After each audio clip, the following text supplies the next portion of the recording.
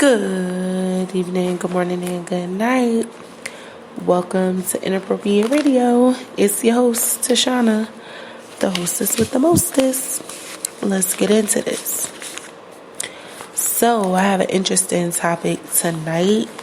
Now, I'm just going to say this. I watched a reading, right, about how the ancestors are opening these gates, right? This was, I believe, yesterday. And I am not implying that this young lady talked about what I talked about because she stole my idea. I don't even think she listens to me, right?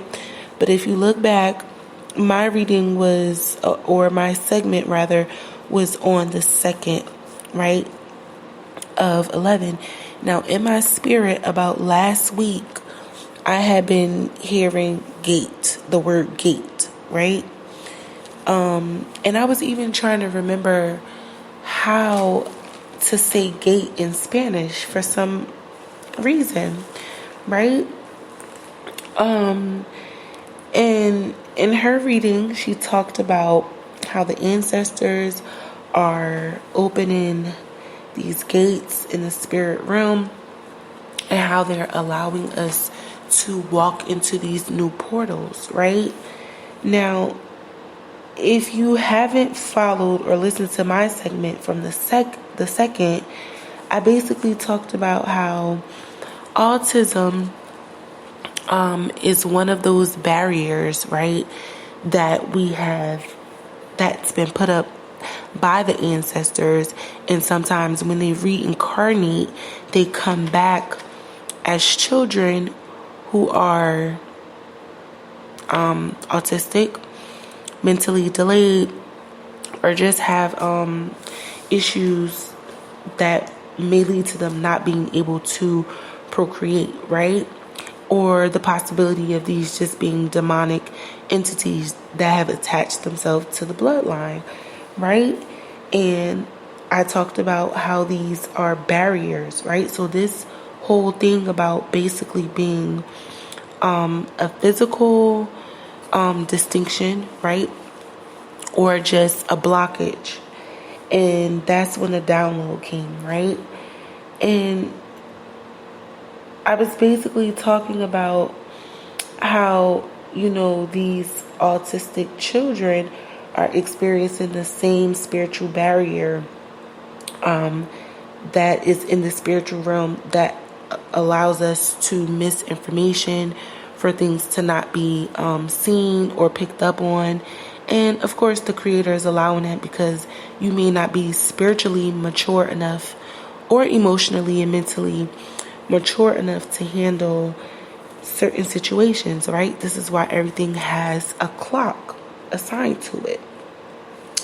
Now, this is when the download started to come in, right? I was just sitting there and I had wrote it down, but I couldn't find it. So I had to just rewrite what had popped up. And this conversation is about spiritual ranking, right? Just follow me.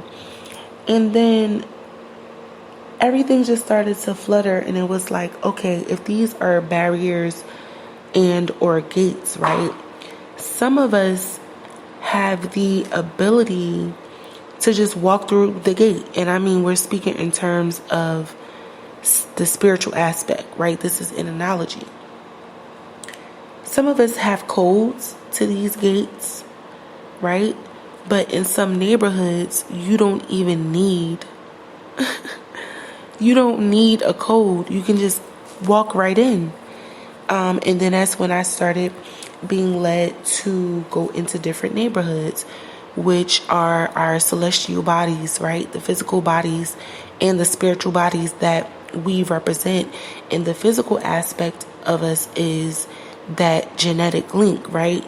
What connects us to our ancestors, our physical bodies, and what encompasses that, our DNA, right? Our blood, right? Bloodlines, all that good stuff, right? And we talked about that over and over again on the podcast. But then when it comes to these spiritual bodies, these are the celestial realms that we come from, that we represent, that we hail from, right? And this is where it started getting into ranking, right? Because you only need a code in certain areas, right? In the areas that are a little bit more upper class, a little bit more quote unquote fancy, right? And this is not to say that those quote unquote neighborhoods that you don't need the code for are less than. You just have more access. What this means is, right, no matter what the ranking is, you have this particular access. So I just literally Googled spiritual ranking. What is spiritual ranking defined as, right? And this is new information. Well, we all know it's levels to this shit, right? We know that. But there's actual names, right, for these principalities. And this kind of seems like something that I would like to explore. So I'm not going to go into that so much. But we have the archangels. They're the lowest order of principalities. And these are of the heavens, right? Obviously. And then you have the virtuous powers, that's mid or second. And then you have the cherubim towers, which is the third. Now, we'll get into that because I feel, again, that's something that needs to be explored just a little bit more. Now, of course, there are arguments and claims that go against the idea that some people are a little bit more spiritually developed than others.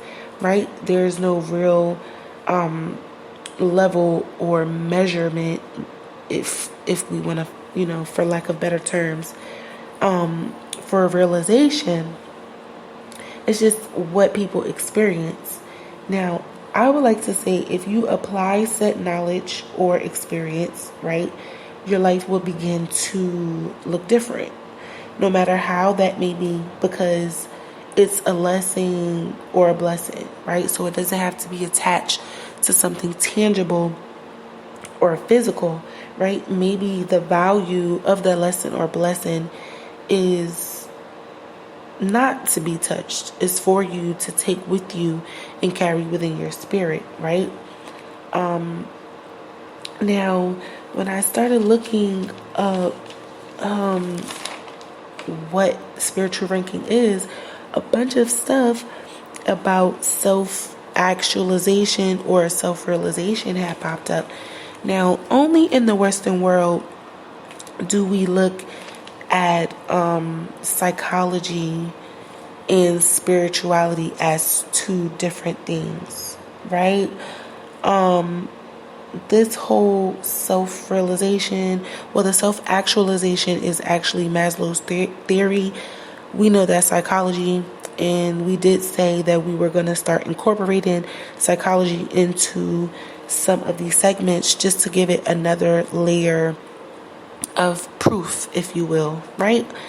Now, when you look at the Eastern world, spirituality and psychology is considered a philosophy, right? It's a part of everyday life. Now, this is where it started to get interesting because this whole Western, Eastern ideation of self, rather, this is where it starts to become evident that spirituality, spiritual warfare is going to matter depending on where you are geographically. Now, no matter where you are, it's going to involve psychological, relational, and spiritual healing, right? When you start to become more self-aware.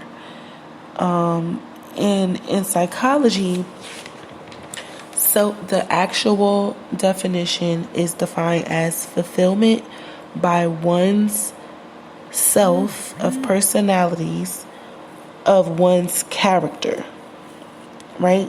Now, if I were to put that into my own terms, I am a psych major, right? I graduated and I have a psych degree, so this is kind of like my area a little bit.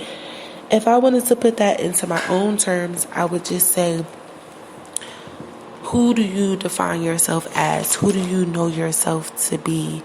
What do you feel is your ultimate level of self, and being at peace with that?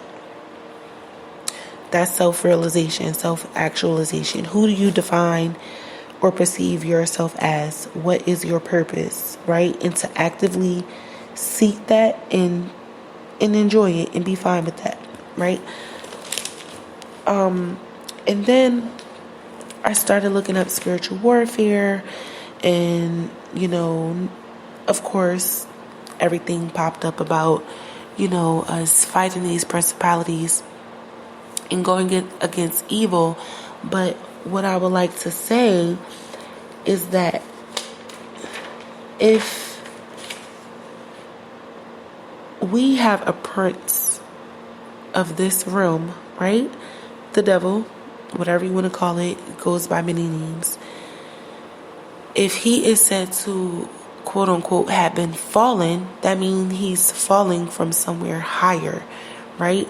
And if he's been given authority of this realm, that means he still answers to something greater. Okay? If he is the prince of darkness and light drives out darkness, then you know what, never mind. I'm just gonna stop and leave it there, because that's a whole nother topic also.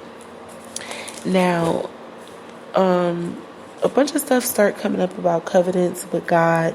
Now, of course, that is mainly like a Christian, concept.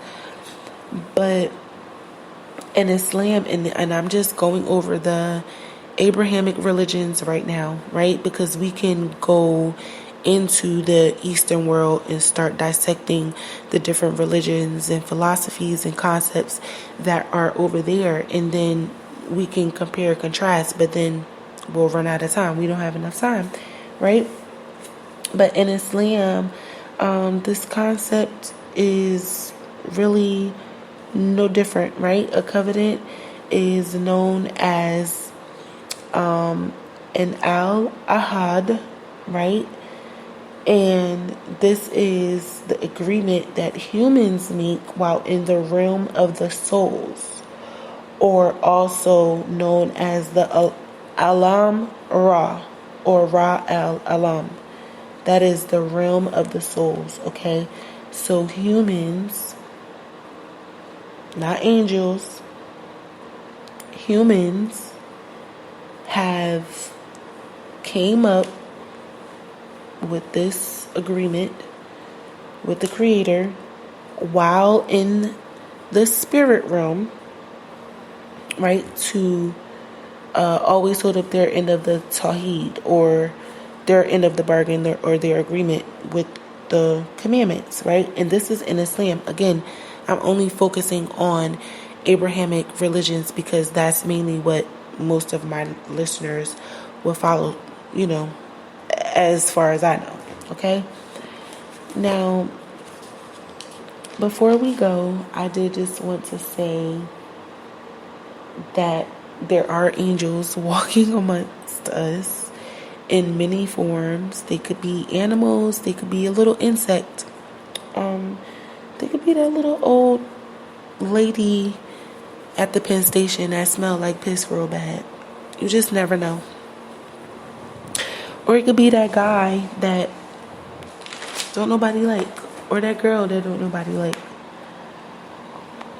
or that person that people just don't understand and they avoid, that everybody calls a weirdo. Alright? But yeah, I'm gonna go ahead and get up out of here. I just wanted to have the conversation of the ranking. There is really levels to this shit, and we can go into it. And this is where, the spiritual gifts comes in, the bloodline, and again, that covenant, and then just that overall relationship with the Creator. We all have a purpose. No one is without purpose. Everyone was crafted with something special in mind, and the ranking is going to determine said purpose. All right, love y'all.